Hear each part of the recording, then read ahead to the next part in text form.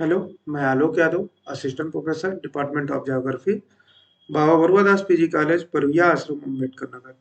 आज का हमारा विषय है भारत के संविधान की प्रस्तावना। भारत के संविधान की प्रस्तावना को जानने से पहले, उस पर चर्चा करने से पहले हमको प्रस्तावना पर चर्चा कर लेना चाहिए। प्रस्तावना किसी भी संविधान का एक परिचयात्मक कथन होता है जो उस संविधान के दर्शन और उद्देश्यों का किसका दर्शन और उद्देश्यों को समझाता है। दर्शन और उद्देश्यों को समझाता है वो प्रस्तावना होती है।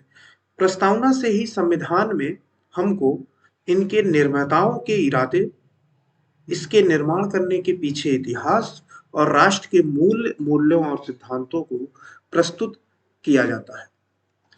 अगर हम भारतीय संविधान के प्रस्तावना के इतिहास के बारे में जाने तो हम देखेंगे कि सर्वप्रथम भारतीय जो संविधान की जो प्रस्तावना है, ये जवाहरलाल नेहरू के उद्देश्य संकल्पना द्वारा निर्धारित किया गया था, जिसे 22 जनवरी 1947 को संविधान सभा द्वारा अपनाया गया।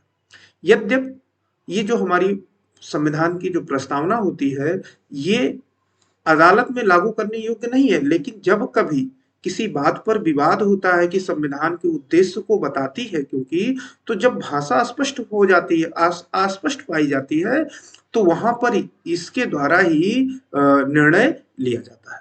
आगे चलते हैं तो भारतीय संविधान की हम प्रस्तावना की भाषा को देखें तो हम भारत के लोग भारत को एक संपूर्ण प्रभुत्व, संपन्न, समाजवादी, पंथ निरपेक्ष, लोकतंत्रात्मक गणराज्य बनाने के लिए तथा उनके समस्त नागरिकों को सामाजिक, आर्थिक और राजनैतिक न्याय, विचार, अभिव्यक्ति, विश्वास, धर्म और उपासना की स्वतंत्रता, प्रतिष्ठा और अवसर की समता प्राप्त कराने के लिए तथा उन समय में व्यक्ति की गरिमा और राष्ट्र की एकता और अखंडता सुनिश्चित करने वाली बंधुता बढ़ाने के लिए दृढ़ संकल्प होकर अपनी इस संविधान सभा में आज तारीख 26 नवंबर 1949 ईस्वी को एतत् द्वारा संविधान को अंगीकृत, अधिनियमित और आत्मार्पित करते हैं। तो हमें संविधान की प्रस्तावना की भाषा से ही ये प्रतीत होता है कि हमको इसके बारे में क्या-क्या जानकारी मिल रही है। पहली बात जो जानकारी मिलती है, वो संविधान के स्रोत की बात की गई है। हम जब पहली लाइन पढ़ते हैं तो हम भारत के लोग, यानी कि जो स्रोत हैं हमारे संविधान की प्रस्तावना, संविधान का जो स्रोत है वो है क्या? हम भारत के लोग, यानी कि भारत के लोगों में ही संविधान का स्रोत निहित है। दूसरी बात, इसमें संविधान की प्रकृति को बताया गया है कि संविधान की प्रकृति कैसे होगी, तो प्रभुत्व संपन्न होगा, समाजवादी होगा, पंथ निरपेक्ष होगा, लोकतंत्रात्मक गणराज्य होगा। यानी कि संप्रभु, समाजवादी, धर्मनिरपेक्ष, लोकतांत्रिक और गणतांत्रिक राज्य की बात की गई है इस संविधान की प्रस्तावना में। उद्देश्य क्या क्या है इसके? तो 3 प्रकार के न्याय, सामाजिक, आर्थिक और राजनीतिक न्याय। वहीं 5 स्वतंत्रता, विचार, अभिव्यक्ति, विश्वास, धर्म और उपासना की स्वतंत्रता, समानता, प्रतिष्ठा और अवसर की समता, साथ ही साथ बंधुत्व के साथ साथ राष्ट्र की एकता और अखंडता को भी इसका उद्देश्य बताया गया है। और इससे क्या जानकारी मिलती है? हमको ऐतिहासिक रूप से भी साक्ष्य मिलते हैं कि हमारी ये जो संविधान सभा है, ये 26 नवंबर 1949 को इस संविधान को हम भारत के लोग क्या किए हैं? अंगीकृत, अधिनियमित और आत्मार्पित करते हैं। अब हम लोग इस संविधान के जो प्रस्तावना है, इसके द्वारा जो इनकी प्रकृति है, हम इस पर बात कर लेते हैं। एक एक को समझते हैं कि संप्रभुता क्या है। संप्रभुता से अर्थ क्या होता है कि जो संप्रभुता है, इसका तात्पर्य ये हुआ कि जो हमारा देश है वो किसी भी बाहरी या आंतरिक मामले पर अपना विचार रखने के लिए स्वतंत्र है। उस पर कोई भी आंतरिक या बाह्य हस्तक्षेप नहीं चलेगा। जो सरकार वहां की चाहेगी, जो जनता के द्वारा चुनी हुई सरकार होगी, वो उस मामले में अपना निर्णय लेने के लिए स्वतंत्र होगी। यानी कि किसी भी प्रकार का, चाहे वो आंतरिक मामला हो, चाहे वो बाह्य मामला हो, उस पर कोई हस्तक्षेप नहीं हो। शुरू शुरू में इस पर विवाद हुआ था। इस पर अगर हम इसको समझना चाहें तो राष्ट्रमंडल छोड़ने को लेकर हुआ था। पंडित जवाहरलाल नेहरू जी उस समय भारत के प्रधानमंत्री थे और भारत संप्रभुता की बात करता था, तो उन्होंने एक निर्णय लिया कि हम राष्ट्रमंडल के सदस्य रहेंगे। हम राष्ट्रमंडल, क्योंकि हम स्वतंत्र हैं, हम किसी भी ऑर्गेनाइजेशन के सदस्य हों या ना हो, ये हमारे विचार पर निर्भर करेगा। दूसरी बात, समाजवाद। तो भारत की जो संविधान की जो प्रस्तावना है, उसमें समाजवादी शब्द का अर्थ है सहयोग की भावना, समता मूलक समाज की स्थापना। राष्ट्र का जो लक्ष्य होगा वो सामाजिक कल्याण की बात होगा। और ये समाजवादी जो प्रकृति है, इसका जो घटक है वो मिश्रित अर्थव्यवस्था में ही निहित है। यानी कि समाज सहयोग के द्वारा ही हम क्या करेंगे, समाजवादी विचारधारा को लागू करेंगे। धर्मनिरपेक्ष या पंथ निरपेक्ष, राज्य का कोई राष्ट्रीय धर्म नहीं होगा, उसकी नजर में प्रत्येक धर्म क्या होगा, समान होगा। इसकी बात करता है हमारा संविधान। साथ ही साथ लोकतंत्र की बात करता है। तो भारत का जो संविधान के अनुसार है, वो मतदान करने वाले लोगों की इच्छा के अनुसार चुनी जाएगी क्या, सरकार। यानी कि जो लोकतंत्र है, वो अब्राहम लिंकन का एक कथन है, जनता का जनता के लिए जनता के द्वारा शासन है। तो इस तरीके के लोकतंत्र भारत के संविधान में बात की गई है।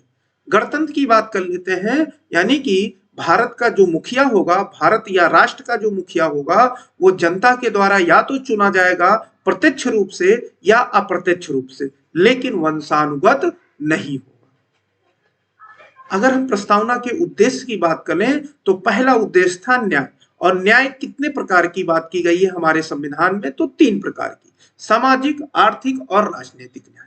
सामाजिक न्याय से तात्पर्य यह है कि जो हमारा ये संविधान होगा, संविधान जो बनेगा, उसमें जात, पंथ, लिंग, धर्म आदि किसी के आधार पर भेदभाव रहित समाज का निर्माण किया जाएगा। इसमें किसी भी आधार पर, चाहे वो जात हो, पंथ हो, लिंग हो, धर्म हो, किसी के आधार पर भी भेदभाव नहीं किया जाएगा।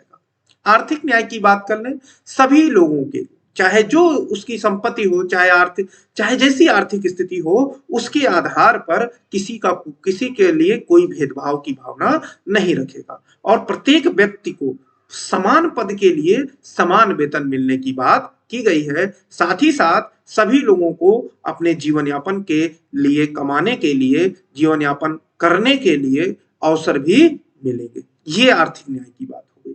राजनीतिक न्याय, सभी लोगों को बिना किसी भेदभाव के राजनीतिक अवसरों में भाग लेने का समान, स्वतंत्र और निष्पक्ष अधिकार है। ये प्रस्तावना के उद्देश्य में कही गई है बात।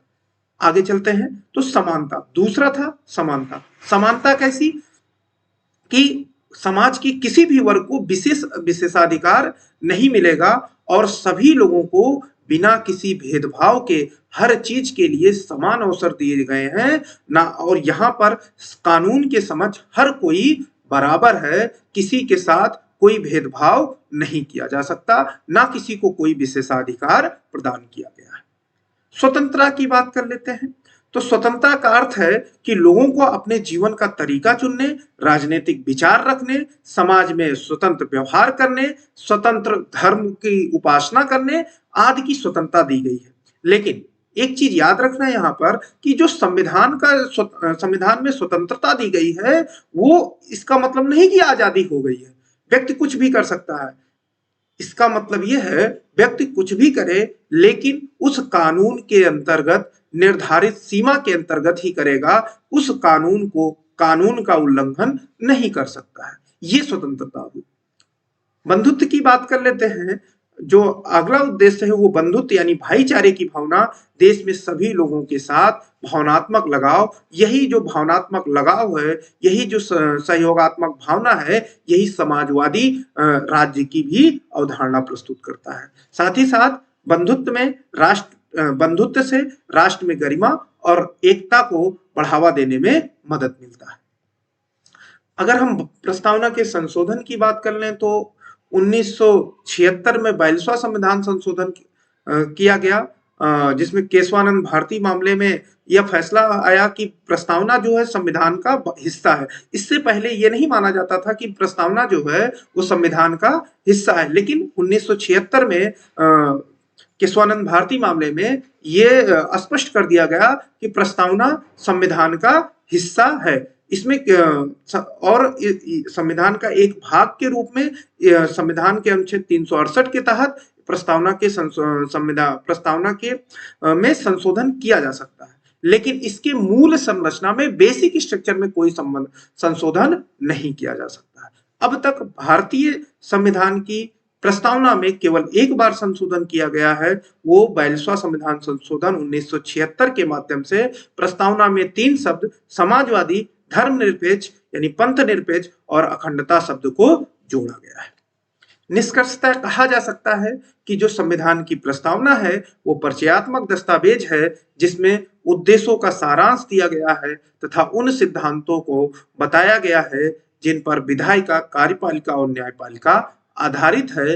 विभिन्न निर्णयों में प्रस्तावना की विस्तृत पर विचार किया गया, लेकिन अंततः केशवानंद भारती मामले में इसमें संशोधन किया गया, जिसमें इसे संविधान का हिस्सा घोषित कर दिया गया है और बताया गया कि जो संविधान की प्रस्तावना है उसमें संशोधन किया जा सकता है, लेकिन उसके मूल भावना से, बेसिक स्ट्रक्चर से, मूल संरचना से कोई समझौता नहीं किया जा सकता, अर्थात उसमें कोई परिवर्तन नहीं किया जा सकता है। धन्यवाद।